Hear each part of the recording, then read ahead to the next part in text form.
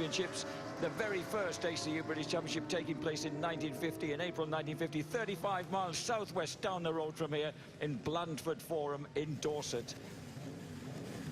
This is Shaky Byrne. He hasn't actually been racing that long, but it is 20 years now of racing for this young man since he started out as, he can't even remember. He said he was either 18 or 19 when he raced for the first time at Brands Hatch and won his first race at Brands Hatch. And he's been, well, not exactly embarrassingly quick this weekend, but he's certainly been laying it on to the lads who are trying to pursue him. The only person who's got remotely near him is Luke Mossey on the Quattro Plant Tech Care Kawasaki, the tall young man from Royston in Cambridgeshire, just a whisker behind in the third session this morning, when Shaky didn't go quite as fast as he did yesterday. Yesterday's time, 1 minute 14.34, was half a second quicker than Josh Brooks' lap record of 1 minute 14.884, which is itself 113.26 miles per hour, and therefore a fraction quicker than Jorge Lorenzo's fastest ever lap for a pole position round Phillip Island, the fastest of the current circuits in MotoGP. So, ladies and gentlemen,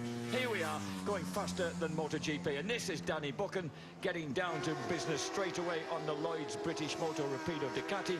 Danny had a disappointing time during the course of qualifying, struggled this morning, is down in 24th place with a time of 1 minute 16.215. So he needs to find a bit extra as he heads out into the country in this fabulously, ridiculously spectacular circuit. Swinging to the left, swinging to the right. Out in the country there, they go through various huge open turns. Goodwood Village, Church being the final right-hander that slings them all the way round to the route back towards the start and finish area. And this is it takes you down Brooklands. That's Church, that's the exit to Church. And then there's enormous sweep up above 170 miles per hour, sixth gear, down through Brooklands, onto Woodham Hill, and then braking like stink to get it back to second gear. 50 mile an hour drop into the club chicane. Flick it right, flick it left, and then the massive, thrilling drive that as they put the power down, and Danny really strims the curve as he comes out of the right hand, up to 130 miles per hour as he goes swooping through. 90 mile an hour exit, and then braking hard for Campbell's, which is a 55 mile an hour right-hander that starts the complex. This is Shaky. He's out in the country on the Be Wiser Ducati, and James Whittam has been alarmingly fast during the course of the weekend. Yeah, stunning lap from Shaky. Oh, that's Glenn Irwin. That's Shaky's teammate. Has he been off? It looks like a... Oh, he's been off, we think.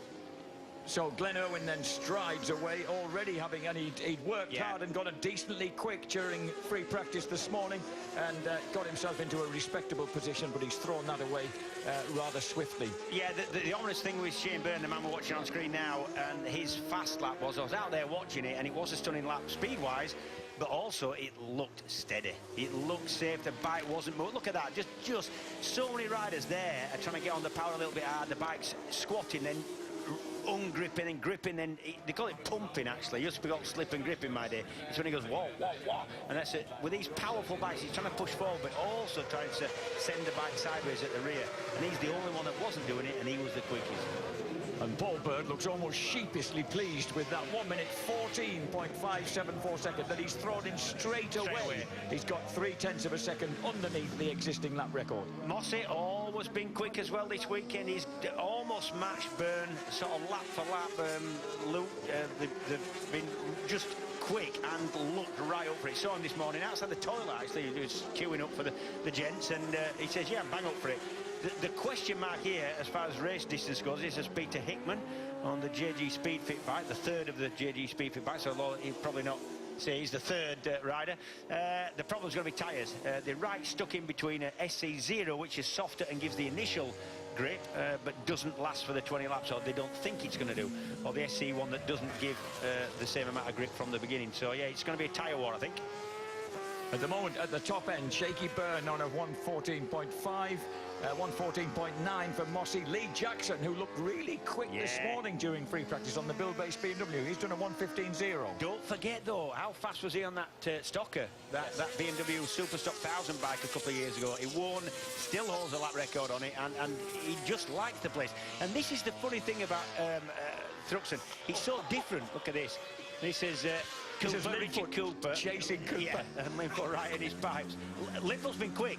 Linfoot's been really quick, and Linfoot's also been smoking the rear tyre. It's been ridiculous over the start and finish a couple of times when he was trying softer options on tyres that clearly didn't work, but it didn't half look impressive. James, he told me that it's actually the SC1, the harder one, that smokes on him, more than the softer one. There's less grip, which means you sit the bike up a little bit, open the throttle, and it wants to spin because it hasn't got that amount of grip to push forward. He says he was loads of fun, but didn't enjoy not getting a lap. He benefited by zapping past Cooper then, because he did third quickest with a 1:15.005, edged out Lee Jackson. Yeah, that's just about where Linfoot's been all the while, second, third, fourth, around that area. But that is the quickest lap he's done so far. That's really good. And that's Jason O'Halloran letting us down by pulling out of a lap when we were looking forward to seeing what the man from Wollongong, Australia, was going to do. And remember, last year, he ran in the back of a rider that was touring after setting his fastest lap when O'Halloran was on his fastest lap and couldn't really decide, oh, look at that smoke. You know, that's Linfoot again. That's Linfoot completely with the thing lit up and smoking. Looks brilliant, but it probably isn't getting the other lap time. Or getting you the 20 laps. That's Lee Bob Jackson chasing in number 14. They still, we think, the Superstock 1,000 lap record holder here, riding for build-based BMW.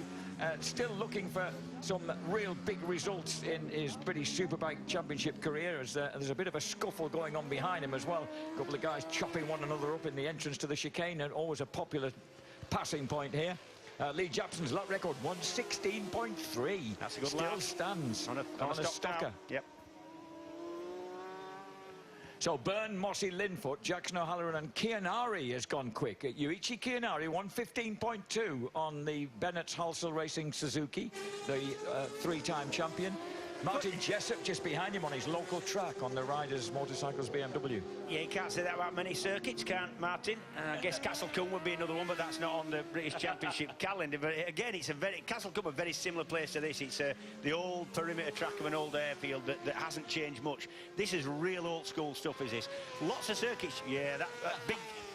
There's a lot of that around here, lots of changes of direction that are a lot faster than they are anywhere else. These aren't typical chicanes. This is a complex, it's right, it's left, it's right, and it's fairly slow second gear. However, there's lots of fast changes of direction where the bike doesn't want to change. Look, you've got one coming up here. And this is whistling out into the country through Seagrave now, and then moving on towards Nobles. This is the left-hander, and then you swing right into Goodwood. But it's that swinging. You can't get the bike from one side to the other when the wheels are going around as fast as they are at that point. You're going well over 100 miles an hour. The bike doesn't want to turn. It's got lots of inertia. And this is Jake Dixon, of course, who made the change from the Qingdao MV Augusta 600 in Super Sport at point-blank notice onto the Smiths BMW, and has been really acclimatising himself very well. 6th quickest during the course of free practice, this lad. Yeah, brilliant transition to Superbike, and not the easiest transition, really. He's gone from Super Sport, which had about 140 brake horsepower, to something with the top side of 200, and just a lot more... you've got a lot more scope for changing the suspension, geometry, etc. And as he goes across the line, Dixon goes 18th, only just quick enough with so he's plus 1.273, so he's not reproducing the speed that he was during the course of free practice. This is James Ellison on the JG Speedfit Kawasaki.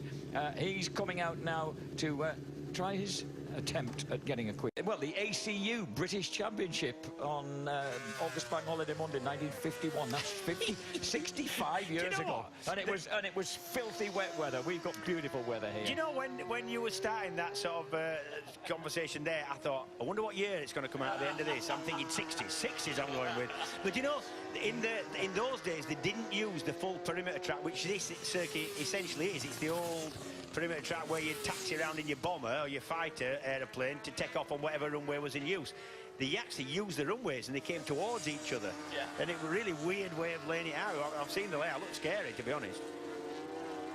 And the man who won was the ultimate legend, Mr Jeff Duke. But second place in the 350 and 500 races went to some upstart teenager called John Surtees on a grey Flash Vincent. I wonder who he was. I wonder who he went on to achieve. Yes. Lots. And a good bloke as well, and still good. This is Lee Haslam. Leon Haslam trying to qualify because at the moment he's down in 21st place. 18 riders go through into the second session, and Leon Haslam on the JG Speedfit Kawasaki, really tidy and quick on his way 17th. round past pit lane, goes to 17th place. That means he's ahead now of Philip Backlund, who's in the hot seat. 18th and last place just behind him, Easton and Dixon. Jake Dixon only 4/10 slower than he was during the session this morning, but that's only good enough for 20th place rather than 6th. This is number 81, Luke Stapleford, on the other Smith's BMW.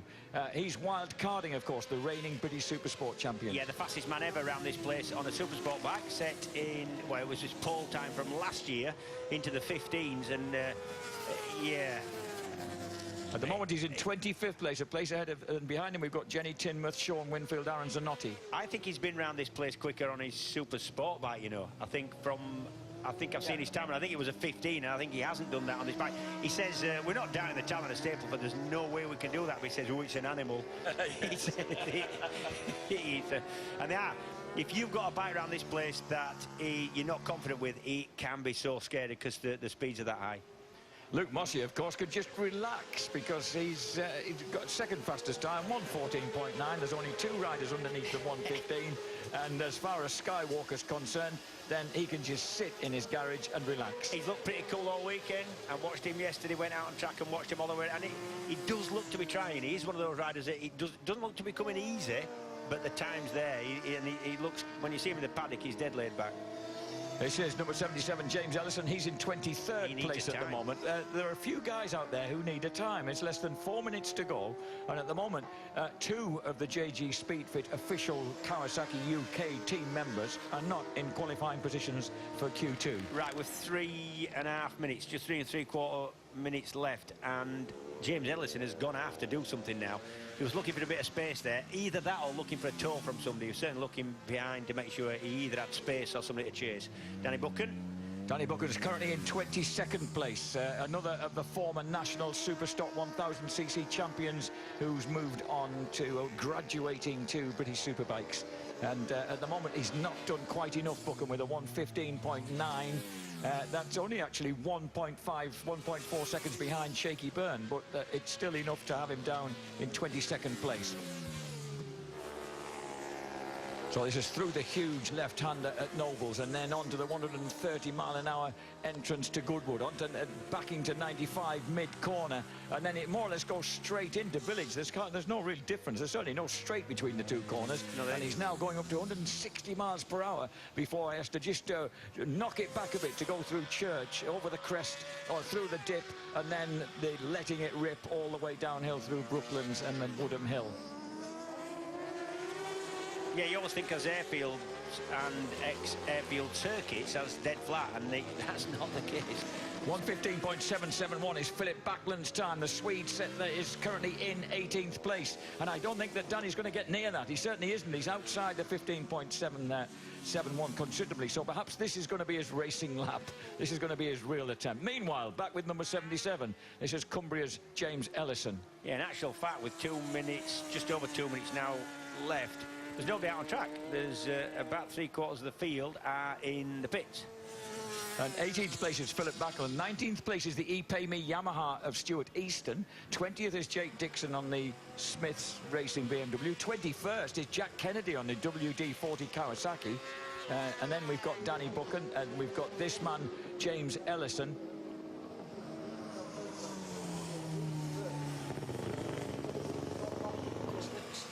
Well, Ellison's down in 23rd, so he needs a lap, and he's only got...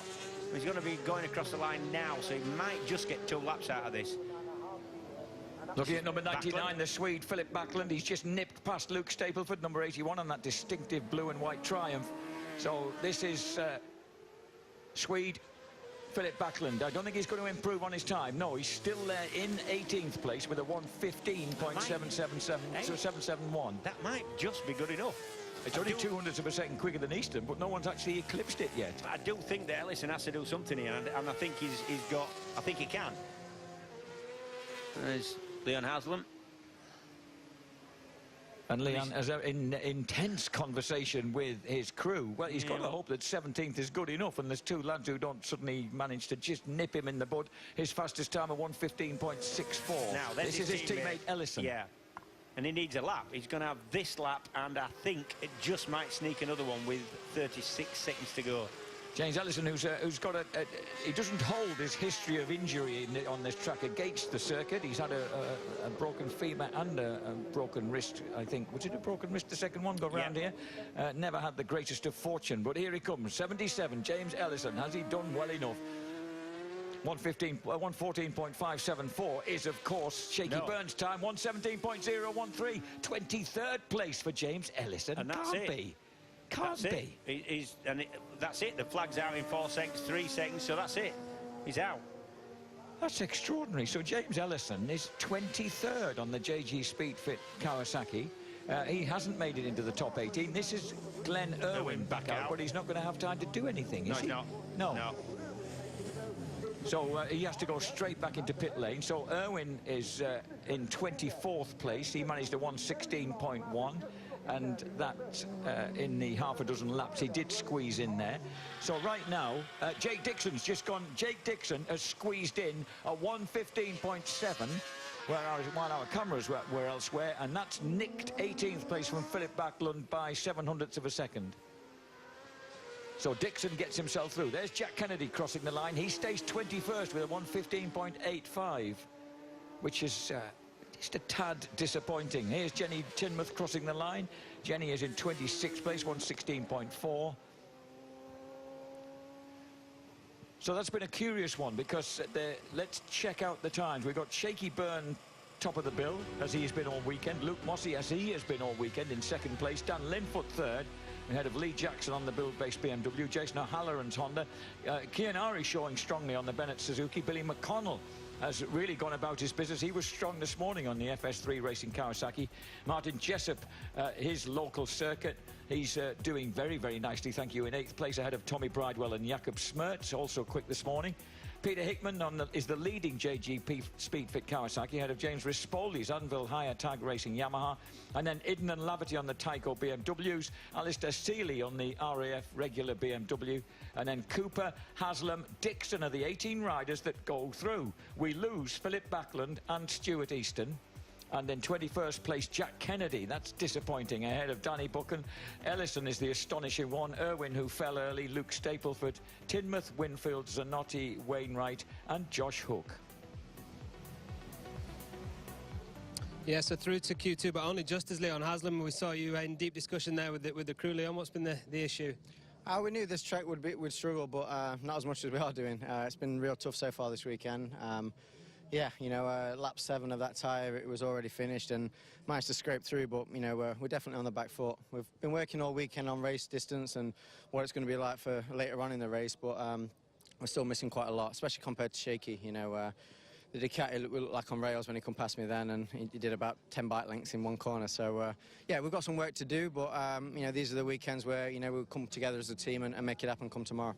So it's the zero, I guess, obviously you don't have the life in the tyre to do more than 7 laps, it seems. Well, yeah, everyone's in a similar boat with the drop, but we're actually missing a lap time as well. So, you know, that's the main focus that we're looking at right now. OK, thanks, Leon. Good luck. Cheers.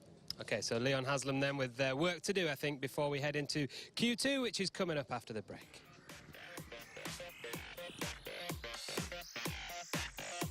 Well, that team just looks like they're struggling a little bit. You just spoke to Leon, and you know, just whether it's a bit of mapping or whether it's one of the funny things when you come here, because the track's got so much undulation, it's getting a bike that's sort of supple enough to ride it, but also hard enough to still give you that feel and that tyre life. And it just looks like their bikes are. And Shane Burns still very much the man to beat as James Ellison takes a watching brief from the pit garage. Back to you, James and Jack. A despairing watching brief, I think, judging by the expression and those dazzling blue eyes. So James Ellison has to sit out qualifying too. Oh, sorry. James Ellison has to sit out qualifying too, with certainly a less than happy, understandably less than happy expression on his face, and watch guys like Shaky Byrne go out and try and plant themselves on pole position. Well, Shaky's certainly not showing any sign of being anywhere else but pole position here at Thruxton this weekend. And his team have assured me that they're not interested in our television coverage. If they can clear off into the distance during the races, then they will happily do so. You know, you never think of that as a rider. You think, yes, let me win by as much as possible. You don't want to make it look spectacular for the... But yeah, that's racing. But I do feel that here there is going to be action. You know, even if a person does, like Shaky, he's got the setup and he's got the pace and he can go out front, I still think there's going to be pockets of riders going at each other. There always is at Thruxton. It's that kind of place. As he heads off through that beautiful left-hander there at Allard's, and it takes you round to that first complex. The only, as James mentioned there, where they flick right through Campbell's, left through Cobb,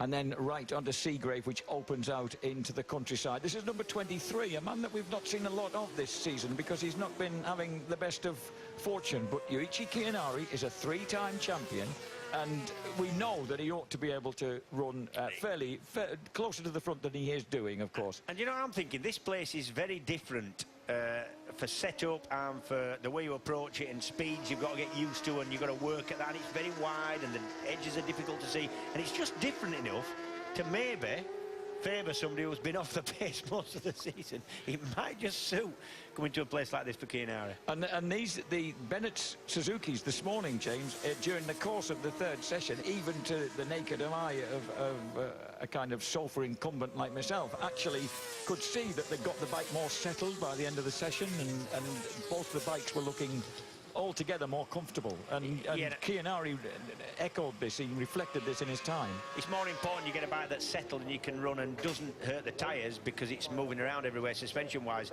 than it is to have a bike that's sharp and kind of flickable. So and there's only the chicane really where you're trying to get through really quick and muscle the bike through. Yuichi Kiyanari will, of course, be joining his old friend Yukio Kageyama in the Suzuka 8 Hours next, in Kageyama's team at the Suzuka 8 Hours next weekend. So he, like other lads like Leon Haslam, have been flitting over to Japan to do testing and practice for that particular huge event that we'll be covering live next weekend throughout. Yeah, this will be good practice for him. The circuit's very, very different to Suzuka. However, the weather and humidity we've been experiencing at Thruxton so far this weekend is very similar. Not quite as hot or humid as Suzuka, but similar. Jason O'Halloran has already gone fifth quickest. His teammate is right at the top of the timing screen at the moment as we catch up with Shaky Byrne and the BYD Ducati as the reigning champion drops that right foot and loses a colossal, about 120 miles per hour in speed under braking. Is that absolutely full-on braking all the way down, James? Oh, now check the time. 1 minute, 13.843, and that is absolutely and without doubt, that is the, as we find someone falling, that's Martin Jessup, who's gone down on the Riders Motorcycles BMW, and that we have just become absolutely, without question, the fastest motorcycle competition in the globe, because that completely eclipses Jorge Lorenzo's fastest ever pole position time at Phillip Island in Australia. Shaky Byrne then with an absolutely devastating 113.843, which has opened up a gap. Dan Linford had done a wonderful 114.45, but that is now 0.6 of a second shy of Shaky Byrne. Poor old Dan, as we look at Richard Cooper, poor old Dan Linford's probably seen that in his dash, like, yes, and then, oh no. Get about a second off it, so. Remember, we ran half to the top 9, so someone like Richard Cooper, currently in 16th place with a 1:15.618 on that lap on the build-based BMW, has just over 7 minutes in which to do something about improving his time. Out in the country with Peter Hickman on one of the 2 surviving JG Speedfit Kawasaki's. Currently, Hickman in 10th place on a 1 minute 14.9, so getting into the 14s is no longer good enough, James, to get into that top 9. Not at all, and this is a circuit where probably being the size physically that Peter Hickman is possibly a disadvantage. Not many places on a superbike would be a bigger rider be a disadvantage. Here I think it is, because you're looking at you're looking at Jason O'Halloran, and he is tiny, and that's definitely an advantage when you get going up the straight and you can tuck in and just there's nothing sticking out, no elbows, no feet. He's little compared to Hickman, and that'll definitely make a difference. Not much, but it'll make some. So this is number 22, Jason O'Halloran, the old show from Wollongong, and he's currently outside, and he's dropped to 11th place, trying to get himself inside that top 9. If he moves quick enough, and he doesn't quite, 1:15.029. The drop zone is already underneath 1:15, so 1:14.920. Michael Laverty on the Tyco BMW. Here he is, our first glimpse of the Ulsterman, the one of 3 racing brothers. And the lovely, bright blue-eyed, delightful Michael Laverty crosses the line on the Tyco BMW with a 1:15.347. That's still a second and a half off the time set by Shaky Byrne. He remains in 9th place. Over 6/10 quicker than the second place man Linfoot is Byrne, so you can kind of take him out of that. Yes. And that was Luke Mossey with his lovely crew chief, a man of vast experience who... oh, look at this. This is Linfoot on it again. No, it's Bridewell. This is Bridewell on the Halsell Racing Bennett Suzuki. Bridewell sitting 3rd. Good luck from him at a 14.4. And see how settled the bike looks, James. They really seem to have got the Suzuki working beautifully around here. Yeah, I saw him down at a bike shop opening last weekend, Tommy, and he was really looking forward to coming to what is his own BSB round. And as he drops into the right, flicks it left through the club chicane. At the moment, his fastest time is a 1:14.462. I don't think he's going to match that on this lap, but he'll remain in 3rd place. Now, over a second out, 15.8. And Billy McConnell, how impressive was that on the FS3 Yamaha, FS3 Kawasaki? Yeah, McConnell in 4th place ahead of Mossey. It's McConnell. He's brave. Yes. Come to a place where you've just got to kind of bite your screen and stick it out, and he's good at that, isn't he? Talking about brave, here's Leon Haslam, son of Ron, and himself, of course, an outstanding Grand Prix rider back in the 1980s. This is Haslam, currently 15th, 1:15.344. He needs to knock about 4/10 minimum off that if he's going to get in. The drop zone on there on the right of picture, 1:14.92, and that's Haslam's time ticking down. Leon to get through the club chicane, but of course that's the slowest point on the course. Yep. And he's been really sweet coming through here, really settled as he comes through. 1:15.8, nowhere near 15th for Leon Haslam. Haslam carries on then. He knows that his time is diminishing and he needs to get himself out there and get a time set. That's Keane Hardy moving out of his way. Keogh, it's always the good blokes who are aware of someone coming and know to that's move. Really important here. Really, really important. If you're touring, you've got to be aware of who's around you and who's coming, because the closing speed can be so great here. Dan Linfoot in his garage. And his crew chief, Spider. Spider, yes. Used to be man, known than a long time, Spider. Linfoot then happy to sit there in 2nd place with that 1:14.457. We're back with Leon Haslam. Big adjustment of body weight there as he was partway through that huge right-hander at Village. Yeah, blue flags waving. I'm trying to think, so there's somebody touring. Who's that? And this is Haslam then on the huge thrust down through Brooklands, down Woodham Hill. He's still got that 1:14.92 to aim for. Just have a horrible feeling of deja vu that it's not quite going to be enough, this. I don't think it is.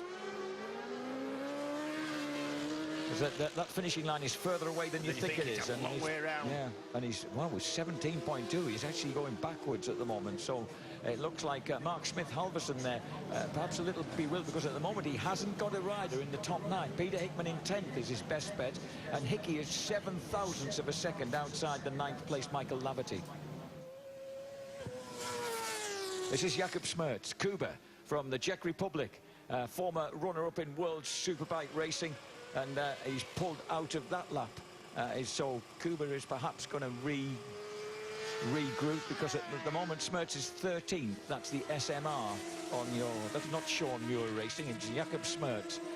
We're looking at Jessup, and is this the Tyco BMW of Christian Idden, our first glimpse of the 10-time British Supermoto champion. 31-year-old Christian Idden from up in the High Peak district of Derbyshire, number 24. Right behind him is that early faller, Martin Jessup, who loves this place so much. And Jessup looks as if he was going to try and take advantage on the brakes, but Idden, always very strong and late on the brakes, fends him off. Tell you what, Jessup did well there. Pick his bike up, get it back, and you've got to get it checked. You've got to take it to technical, make sure there's nothing hanging off it, dropping off it, then get it fixed if there is anything wrong. He's done well to get back out as a lad. Man, you're a strong lad, is Jessup. Carry it back if he needed to do. Eden remains in 14th place. Jessup is currently in 18th place. Jason O'Halloran taking a break in the Honda camp, and he is currently 11th. Yep. So Jason O'Halloran's out of this. O'Halloran is out of this. Richard Cooper, number 47, currently out of it, but still on track, has one more go at it. So here we go. The tiny little fella from Nottinghamshire with one last go on the Build-Based BMW. At the moment, you can see that he's in 17th place. Koo in 17th place. This is his last lap. Obviously, with just 50 seconds to go, the checkered flag will be out just before he gets to the club chicane. Second gear through Campbell's, left into Cobb, and then after that, it's here he goes through the right-hander that really opens out into the country, Seagrave, up to fourth gear, 145 miles per hour as he heads round to Nobles. He just has to knock it back, still in fourth gear, but still above 115, and then opening out round Goodwood up to 130, back to 95 as he gets properly into the heart of the Goodwood right-hander, and then through towards Village, opening up towards Hoyking up to fifth gear, 160 miles per hour, bucking and weaving a bit here. And then that massive right-hander at Church, 110 miles an hour, drifting through Church, and then off through Brooklands up to sixth gear. The only time we hit sixth gear, over 170 miles per hour before they hit the brakes and anchor up for Club Corner. This is a second gear, 50 mile an hour entrance. And with that 1:15.92 target time, it's not going to be enough. He's just not done enough before he hit the chicane. And as he comes out across the line, that remains 17th place for Richard Cooper in the Build-Based BMW. So Shaky Byrne, Dan Linfoot, Tommy Bridewell, McConnell, Mossy, Jackson, Seeley, Alistair Seeley and Jake Dixon. Credit to them, because I hadn't realised they've both got the RAF BMWs into that top 9, and that's a terrific result for Alistair Seeley. He hasn't been showing that sort of form up until this point, so now's the time to do it. We're still with number 24, Christian Iden. He's still got his head down. I haven't seen him to ask him how the operation on that injured finger went when he'd lost the end of his finger, and I don't know how comfortable it is. Passed him in the paddock, looked to be smiling enough, but never spoke to him and asked him how it was. Can't be, it's got to be a bit painful, hasn't it? Oh, it must be horrible. Christian Iden then currently in 14th place. He's not going to get anywhere near that time of Laverty's, and I don't know whether Peter Hickman managed to improve. He didn't. Hickman in 10th place. Laverty remains in 9th by the infuriating 7 thousandths of a second. Infuriating from Peter Hickman's point of view, because it means the big Lincolnshire-based Derbyshireman remains just outside that top 9. So JG Speedfit with a lot of work to do tomorrow, James, because they're not featuring in the top 9, the surprise top 9 to a degree. Shaky Byrne, Dan Linfoot and Tommy Bridewell. And then for me, the surprise men are McConnell. Lee Jackson's in there on the Build-Based BMW, who's still the lap record holder in stock thou. Mossy, we know, is fast round here. Seeley, who of course loves the huge speeds of the roads, a multiple winner at the Northwest 200. He's got the Royal Air Force regular and reserve BMW up there in 7th place, and his essentially his teammate Jake Dixon on the Briggs Equipment BMW also in there ahead of Michael Laverty. Just outside qualifying for Super Pole, Peter Hickman in 10th place, 11th place for Jason O'Halloran, that's a surprise. 12th for James Rispoli, the Florida man. Jakob Smertz from the Czech Republic. Christian Iden, Haslam, Kianari, Cooper and Martin Jessup.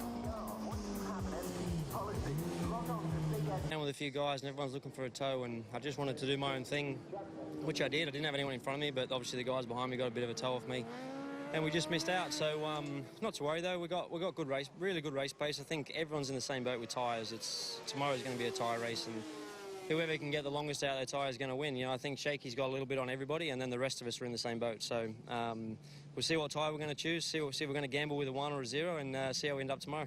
Up this tyres lap, I mean, it wasn't quite that simple. We didn't see him at the end, but you know, that neat, methodical, economical style, absolutely brilliant. And he's going to be the man to watch. I can't wait to watch a whole lap of him on his own on the limit. Well, he will be the last person to go out in this final session, having set the fastest time in Q2. 9th fastest in Q2 was Michael Laverty, so he's the first man out on the Tyco BMW. It's the first lap of the Data Tag Extreme Qualifying Super Pole session, live here at Thruxton in the company of Jack Bernacle and James Whittam. Back to you, boys.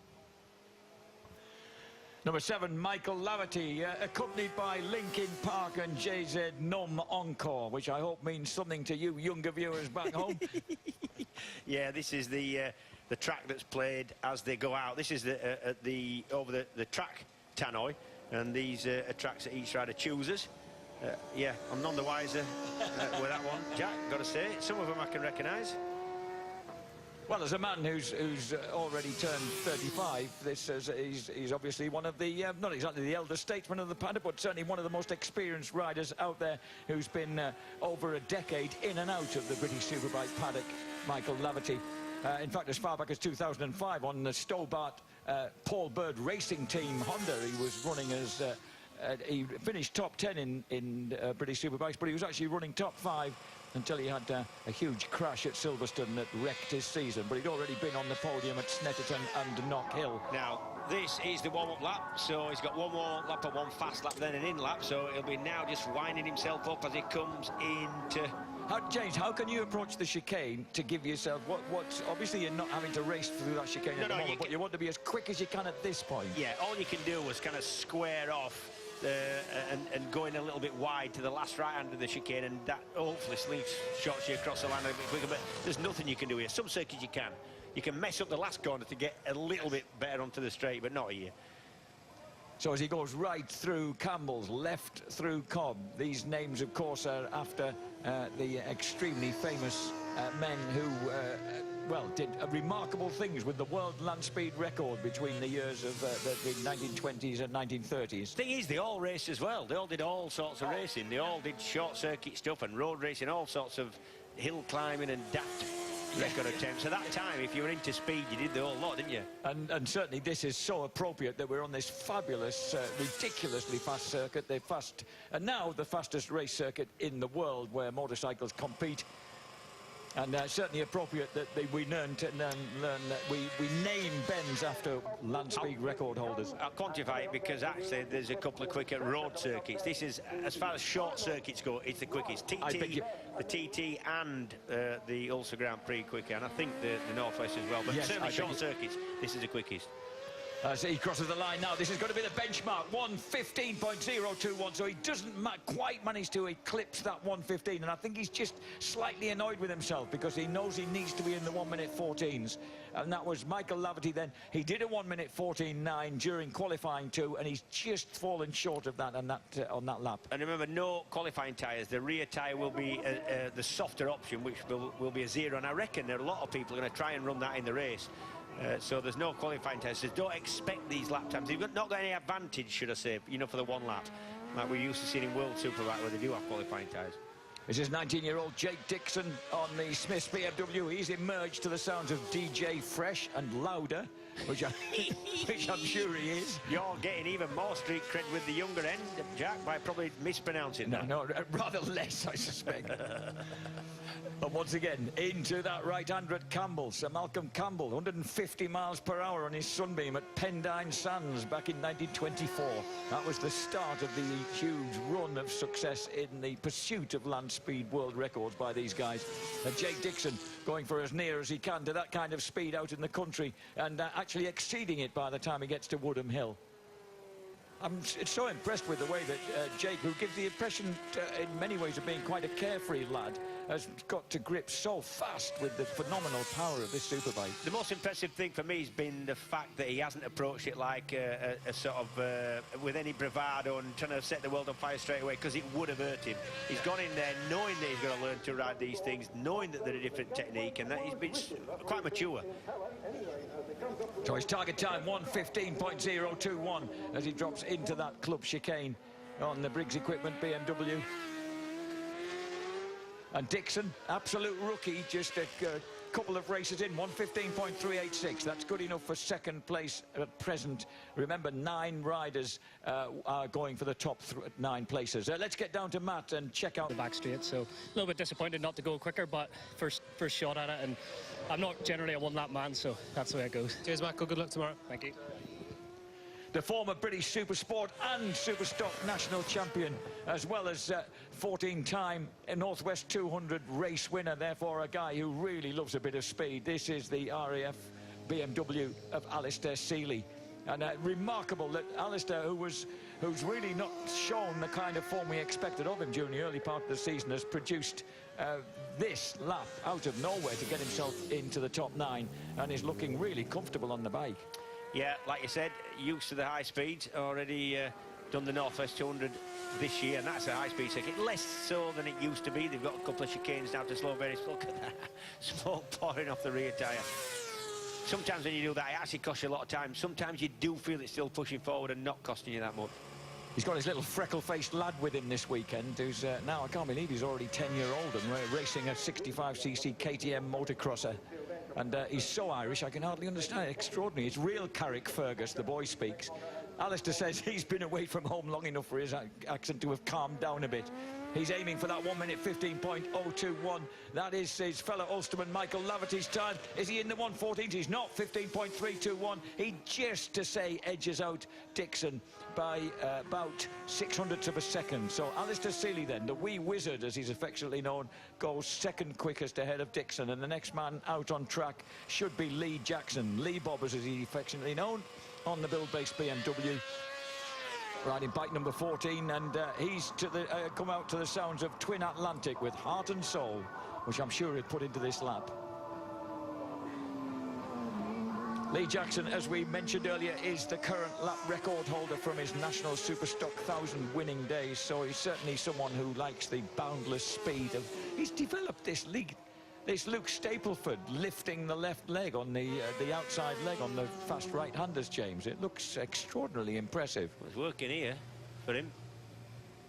The first split at split 1, 26.047 has been set by Michael Laverty. So the former plumber from Lincoln will be aiming for that speed at the first split. Is he not plumbing anymore?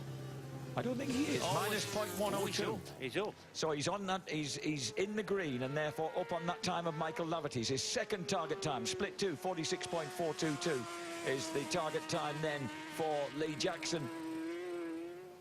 You find yourself focused completely on the figures rather than the action, and he's still under it, minus 0.152, as Messrs Laverty and Dixon keep an eye on things in their almost identical blue and white leathers.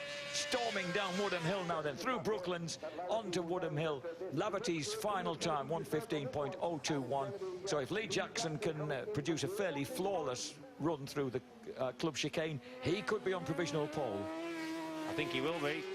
This is for Stuart Higgins' build-based BMW team, and as he's and he's not quite. Oh no, second place. He just lost out by 9 thousandths of a second off, so he lost about 0.1, about 1.5 tenths. And Michael Laverty on the left of picture there knows that he's still secure at the top. Alistair Seeley congratulated by Jake Dixon. You can see the wee wizard's only about 5'4". And then, in complete contrast, we have all 6 feet of Luke Mossey coming out on the Quattro Plant Tech Care Kawasaki. Yeah, to the sound of Queen and Don't Stop Me Now, I think. That's one that's one I actually know. Yeah. Wonderful. Thanks, Luke. And in a sense, he's the one that you'd expect to be absolutely garage and house and anything else going. Just so that's steady where you go. You're losing street cred with every statement here, Jack. Just step away from the conversation. We don't know enough here.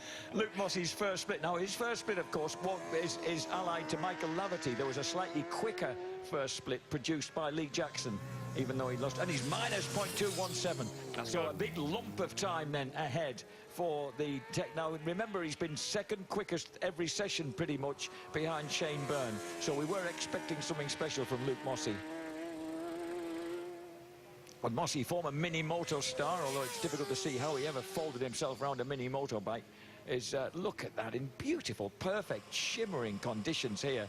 And he's not using that much tyre up. He's nice, quite neat. I was just thinking that was very neat.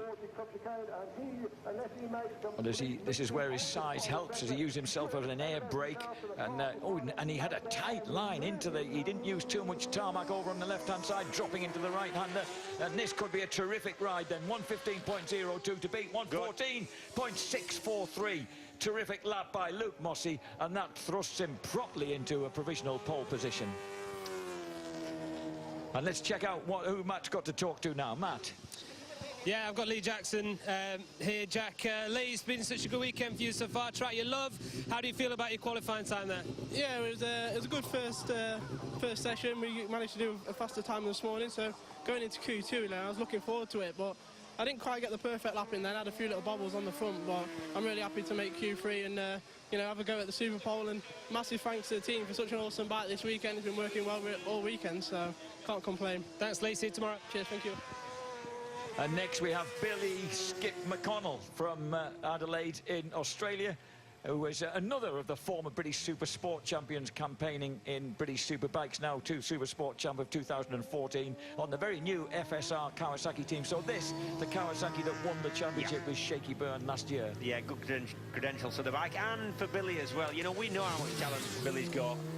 Been around a while now, we all like him, great lad.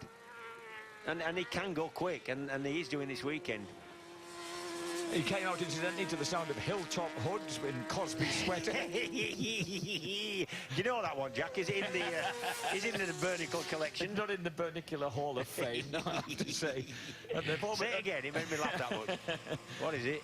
Well, it's no, I'm not going to say it again. Okay. 1 minute 14.643, and this is the target time then for McConnell, who's been impressively quick throughout the sessions, running always just on the fringe of the top 10. Ooh, he lost the back there just a little bit, yeah. So that perhaps cost him time in the braking section on the way in, and it is an intense braking section on the way into the final chicane. Crosses the line, 15.047, fourth place then for McConnell. Oh. And that means that at the moment, Mossy, Laverty and Lee Jackson are on that front row, and the FS3. I think we're going to have a quick word now with Luke Mossy. Matt. Yeah, Luke, provisional pole at the minute. You hung it out there. You happy with that lap?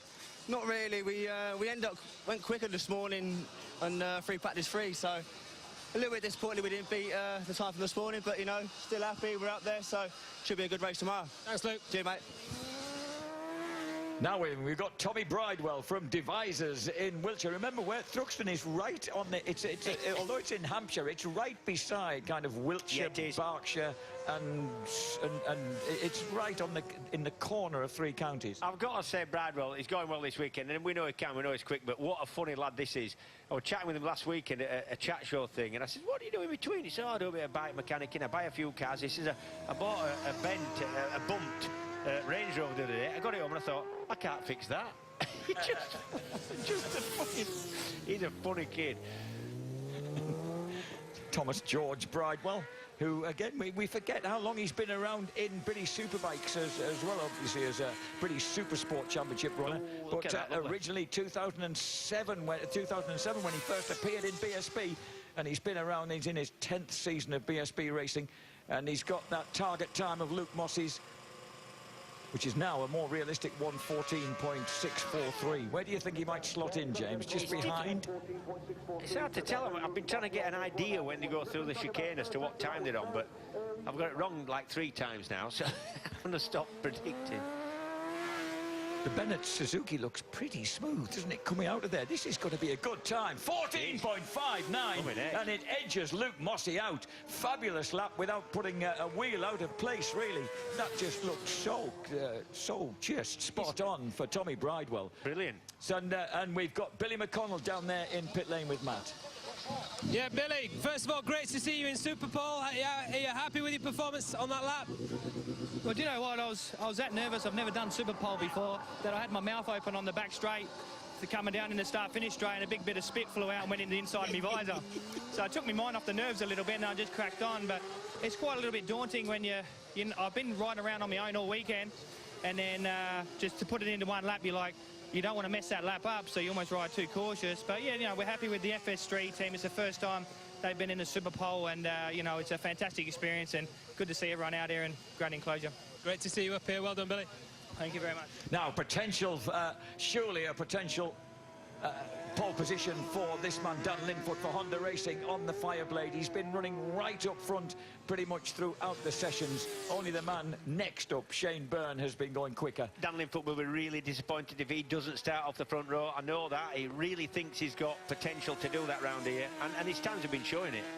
46.094 was Bridewell's time at the first split. Is he going to get near that one? 45? Yep. Yes, minus 0.165 for Linfoot.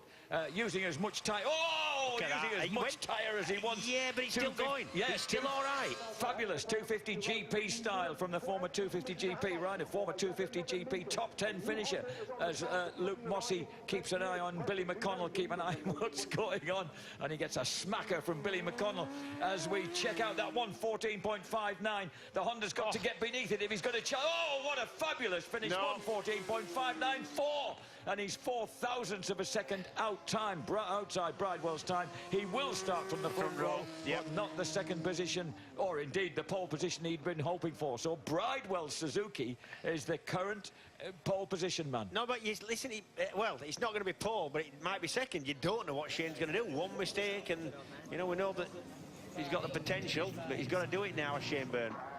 It's good to see that happy-go-lucky collection of Sunday school participants there in Park Fairmead. They're obviously thoroughly enjoying being super polers. That's the best description I've ever heard, because that's just about what it feels like.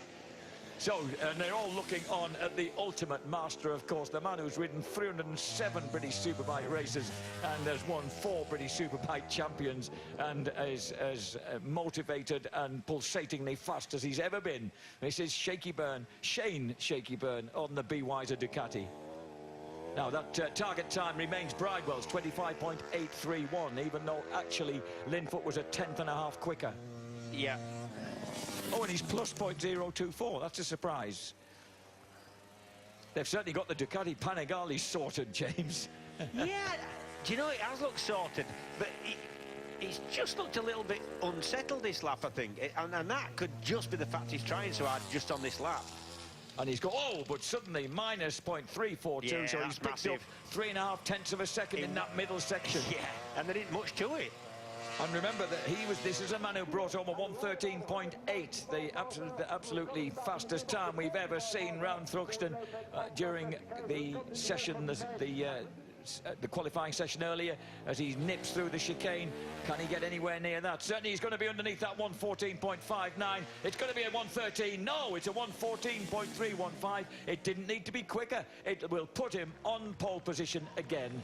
And Shane Byrne then gives a wave to the crowd. He hasn't produced that 113. He'd already done that to show that he could, but he will put Paul Bird's Be Wiser Ducati racing team on pole position ahead of Bridewell. A terrific result for the Halsell Racing Bennett Suzuki, and Dan Linfoot for Honda Racing in third place. And this is Tommy Bridewell. Brilliant for him. Front row for him. He'll be really happy. Tommy Bridewell already signing the autograph.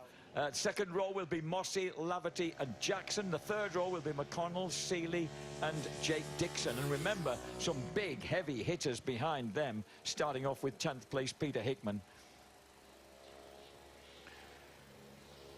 So the Super Pole qualifying result at the MC British Superbike Championship at Thruxton has Shane Byrne with a 1 minute 14.315 on pole position ahead of Tommy Bridewell and Dan Linfoot. They were divided by 4,000ths of a second. The second row will be headed by Quattro Plant Tech Kawasaki and Luke Mossey ahead of Tyco BMW's Michael Laverty and Build-Based BMW's Lee Jackson. And row 3 will be Billy McConnell on the FS3 Racing Kawasaki ahead of Alistair Seeley and his teammate Jake Dixon.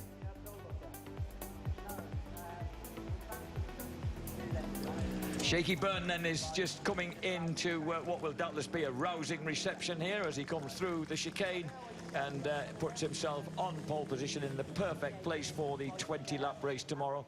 The Ducati Panigale and tyres, James. Is this are the Panigale? Sorry to interrupt your cake. Are the Panigales going to be kinder on tyres, perhaps, than the 4-cylinder bikes? Normally, we've seen it that it hasn't been. It definitely wasn't. The Hondas seem to have the kind of setup that saved the tyre, but round here, it definitely looks more settled, and that would tend to suggest that it's going to wear the tyres a little bit easier.